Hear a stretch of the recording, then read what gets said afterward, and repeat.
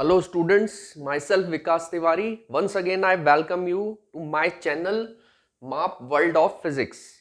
Okay, so here we are discussing the concepts of circuit analysis. In my previous 3 lectures, I have already discussed with the concept of uh, KVL, Kirchhoff voltage law, KCL, Kirchhoff current law and nodal analysis.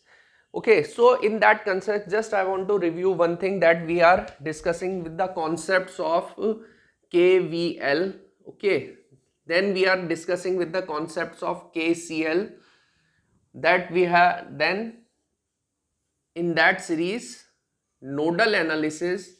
Okay, then mesh analysis.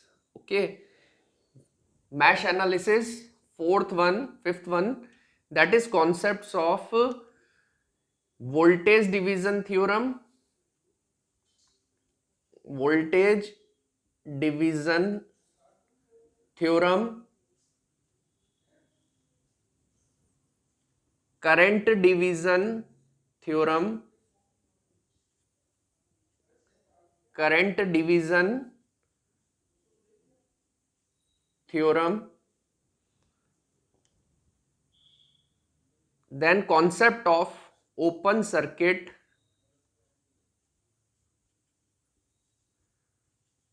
and concept of short circuit. Okay, so in this context we have already discussed with KVL, KCL and nodal analysis. Today we are going to discuss mesh analysis over here. So just I am taking mesh analysis. In that between, just I am telling you, if you want to download us from Play Store, you can download with the name Mass Academy Advanced Physics. So let us start with the concepts of mesh analysis. As I have already told in my previous lectures that mesh analysis is nothing but it is extension of KVL only. It is just extension of KVL only.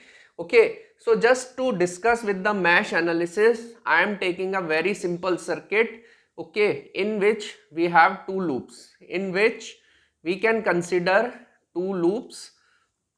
Loop that I have already told, loop is something which contains closed path, that is a particular loop. So I am just telling you, okay, I am taking this particular circuit in which I will name these points as A, B, C, D, E, F. Okay, so what is mesh? The very first thing, this is voltage source V1, this is R1, R2, R3 and R4.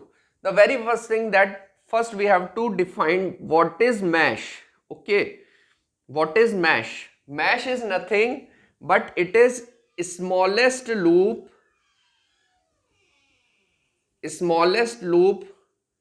which does not contain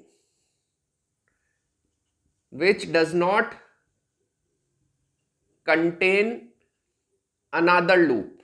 Okay, so how, what I have written over here, meaning just I am going to elaborate, which does not contain another loop. Just I am telling you that how many loops are there in this circuit. So first one is that we can say A, B, E, F, A. Okay, another loop, that is B, C, D, E, B, and one more loop is there, and that is A, B, C, D, E, F and again A. Okay, so what is the definition of mesh analysis? Mesh analysis are what we called smallest loop which does not contain another loop.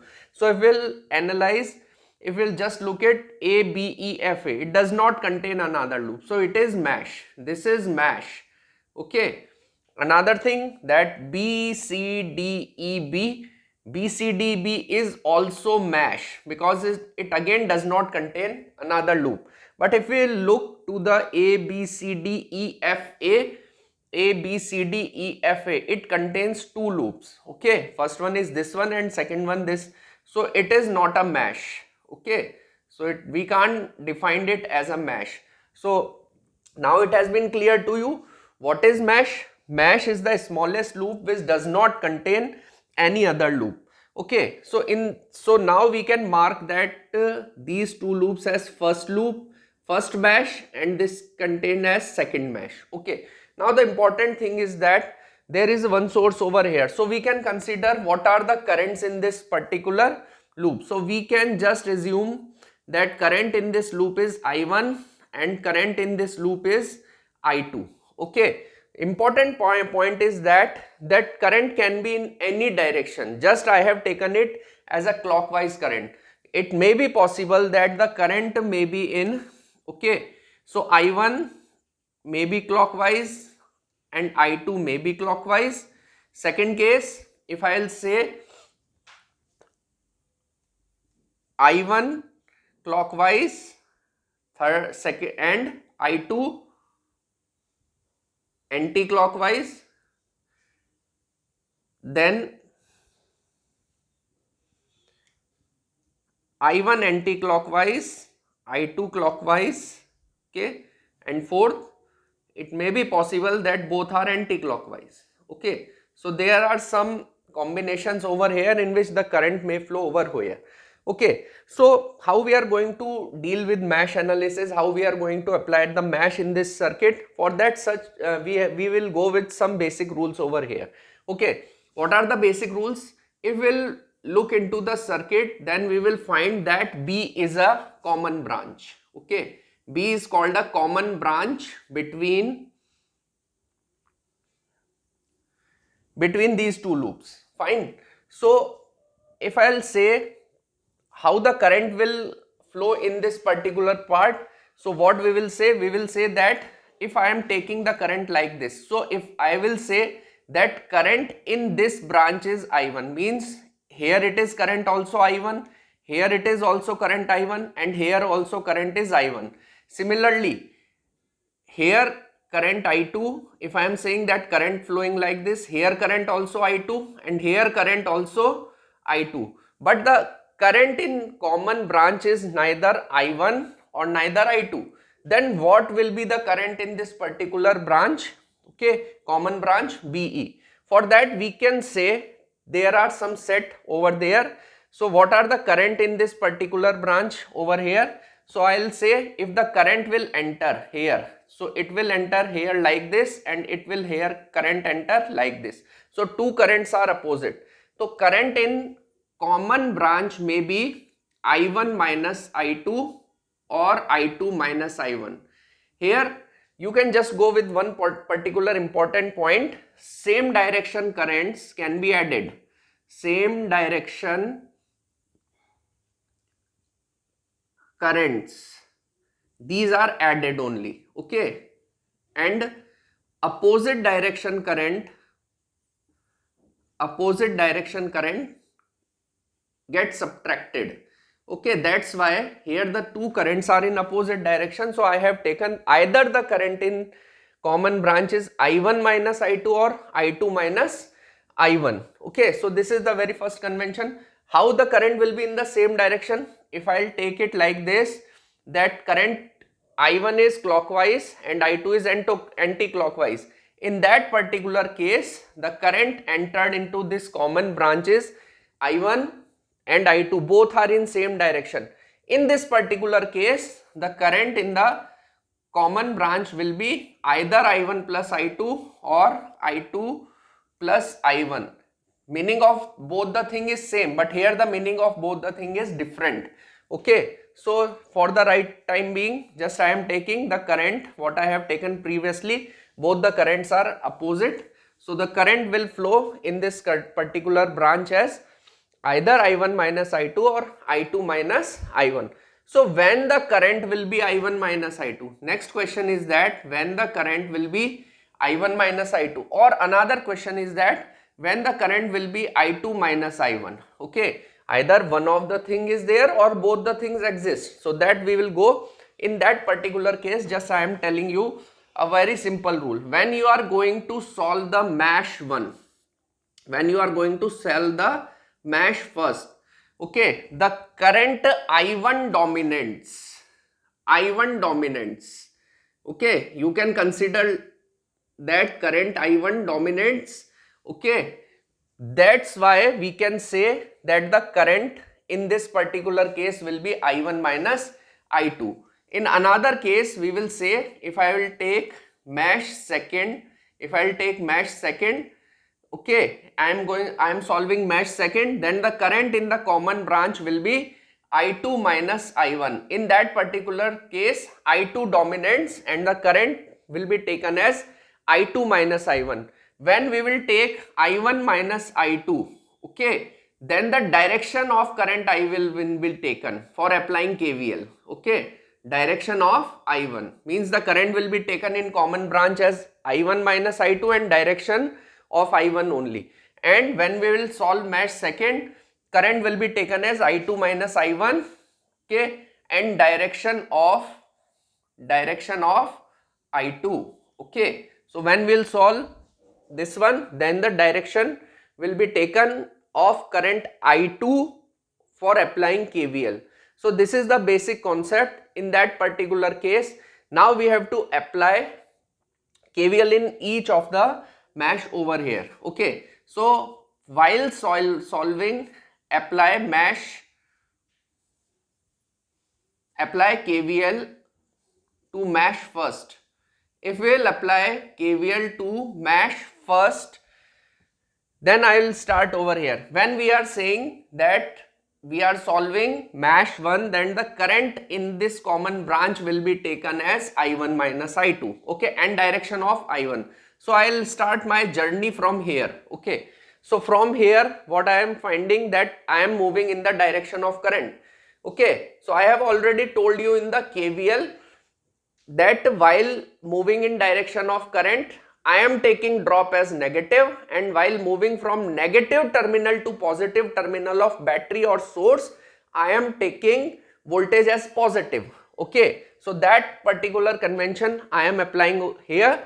Okay, so what I am saying that the current here, it is I1, okay, and the resistance R1 comes into its way, then I will say drop is I1 R1, and I am taking this drop as negative. Why I am taking negative? Because I am moving in the direction of current. Okay, then I will reach over here. I will find I have to apply KVL for, I have to apply drop for this particular common branch. I have already told you, while solving mesh 1, current in this particular branch is I1 minus I2 and the resistance over here is R2. Okay, and direction is of I1, so I am not considering this one, I am considering the direction of I1. So my direction and direction of I1 is same, so I am taking this drop as negative. Okay, so I minus I1 R1 minus I1 minus I2 into R2, and when I will move into this point, I have already told you, when there is no element between those two points, these are at equipotential, so their potential difference is 0. So maybe I can write 0 or maybe I cannot write 0 over here because it doesn't affect the equation. And from here, when I will reach from this terminal to this terminal, while switching from negative terminal to positive terminal, I am taking voltage as positive. Okay, and just again I will reach from where I have started. So sum of all the voltages in any loop is equal to 0. Apart from that, okay, this is the only the application of KVL into the mesh. This is what we called applying KVL into the mesh. Okay, so another thing is that we can solve, another part is just the solution of this equation. Okay, so I will put that this is equation number first. Okay, so then I will say apply KVL to mesh second. If I will apply KVL to mesh second, okay, then I will start my journey from here. Okay, so in the mesh second I will start my journey over here. I have already told you, when we are saying current in this particular direction is I2, means from here to here the current flows I2, but in the common branch current will be I2 minus I1. So I will start my journey from here. So I will say my direction and direction of current will be same. So minus ka I2 of R3. Why minus I2 R3? Because I am moving in the direction of current. Then I will reach over here. Current is I2. Drop becomes I2 into R4. Again it is negative. Okay. Again I will reach into this particular branch. No element here. If there is no element, equipotential points, potential difference is 0. So I am not taking it over here and I will reach here. While reaching into this common branch, I will find that I am solving for the mesh second. Okay, while solving for the mesh second, current I2 dominates and the current will be taken as I2 minus I1 and direction of I2. So I will take the direction of I2 and I will not look into the direction of I1. So my direction and direction of current is same. So current in this particular branch, I2 minus I1, for making drop multiplied by resistance R2, and it will be taken as negative because as per my convention, my direction and direction of current, okay, it will be the same and it is equal to 0. So this is what we called equation number second. Now we are saying there are two unknown variables I1 and I2. For solving two unknown variables we required two equations. So these are two simultaneous equations which we can solve easily provided that V1 R1 R2 R3 R4 are known quantities. These are known quantities. We can solve two equations by using this particular thing. Okay, so while solving this equation we can find the value of I1 and I2. Okay, here why I have taken it as a 0? Because there is no voltage source over here. Here there is one voltage source. Okay, so I have not, there is no voltage value because there is no voltage source. So just I am taking these 1, 2 and 3 voltages as sum as equal to 0. So these are two unknown voltage and two equations, and these are the two simultaneous equations. Solving these two simultaneous equations, okay, by any of the method, you can also solve using Cramer method or any other mathematical technique. You can solve these two equations and you can find the value of unknown variables I1 and I2, and if you will come to know what is the value of I1 and I2, you can say if I1 is known, then current in this branch is I1, and if I2 is known, current in this branch is I2. And what is the current in common branch? It will either I1 minus I2 or I2 minus I1, whatever be the numerical value. If I2 is greater than I1, direction of current will be in the direction of I2, and if I1 is greater than I2, then the direction of final current will be in the direction of I1 only. Okay, so this is the way we can solve the equations using mesh analysis. So mesh analysis is nothing but it is just the extension of KVL. The only thing is that we should know what is the basic definition of mesh. So that I have already discussed with you.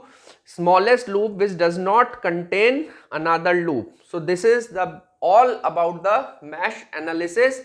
I hope you have understood the concepts of mesh analysis. In some further videos we will go with some numericals of nodal analysis and mesh analysis, but before that I have to discuss some basic tools which have been remaining, and that are the concepts of voltage division, concepts of current division, open circuit, short circuit, source transformation and all those things. Okay, so in the upcoming video first I will discuss those particular tools, and after that I will go with the numericals of these particular nodal analysis and mesh analysis. Thank you very much for watching.